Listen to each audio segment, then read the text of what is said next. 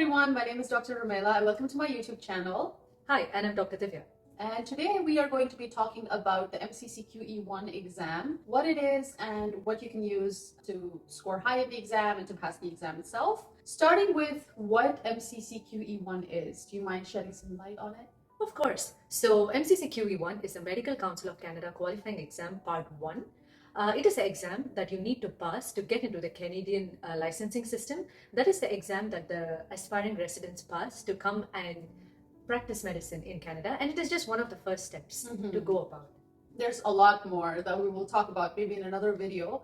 But for the purpose of this video, we're going to be concentrating on the MCCQE1 exam and what are some of the resources we used and found useful. Starting with the first resource that I personally used, the book itself would be, for me, Step 2 CK. I found it amazing. I found it incredibly useful to help me review everything that I already knew. It's a very concise book and it has everything in it.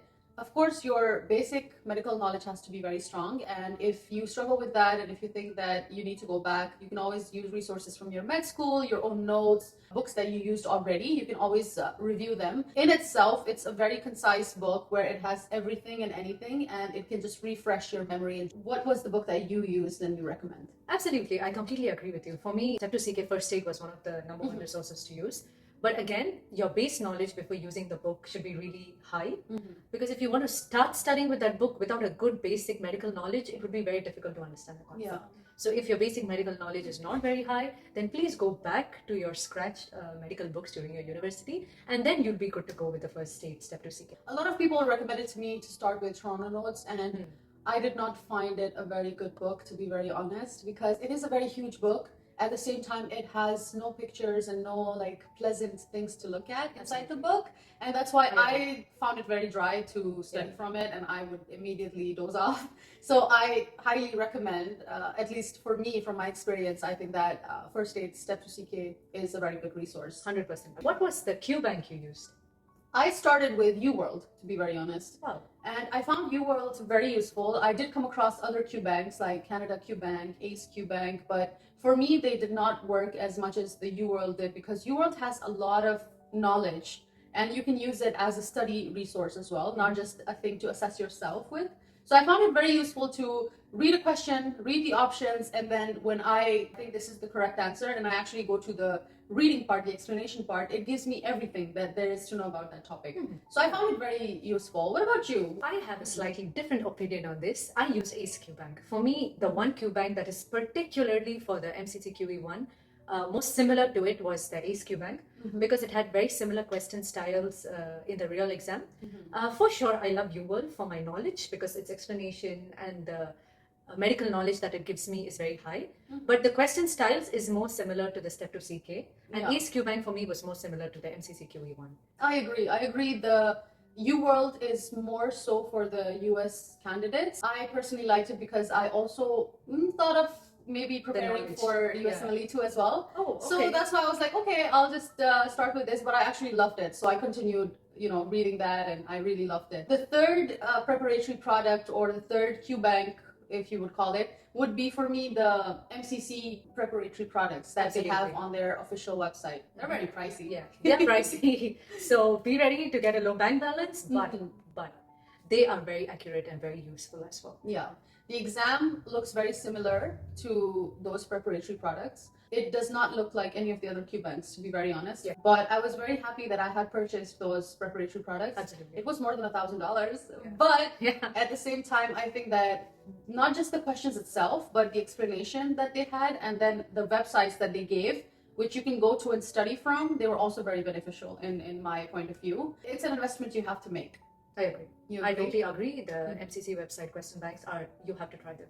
If not all, at least some of them. Yes. A very big factor in my QE1 journey for me was the course that I took, the Sure Success course, from which I found this very good friend as well. Yes. And we joined a course called Sure Success, and it tremendously helped me because when I came to Canada, I did not know my way around the whole system. I did not know where to start, what to do. And so I found this course, which was called Sure Success, and it is run by a very knowledgeable doctor. In that, I was able to not only, refine my knowledge, but also make connections and make study groups and meet other IMGs that are going through the same pathway. And they could help me through different processes and tell me, which pathway is better and what to do, what not to do, what exams to take, because I was like a headless chicken. I did not know where to start. And was that the case for you as well? Like you said, it's one of the best courses to take for MCCQE1. Yeah. And it's very important to network and find people of your similar journey, like me, especially an IMG, and you as well. Mm-hmm. We come here, we try to look about different resources, but still cannot find the definite one, right? Yeah. But joining courses like these can help you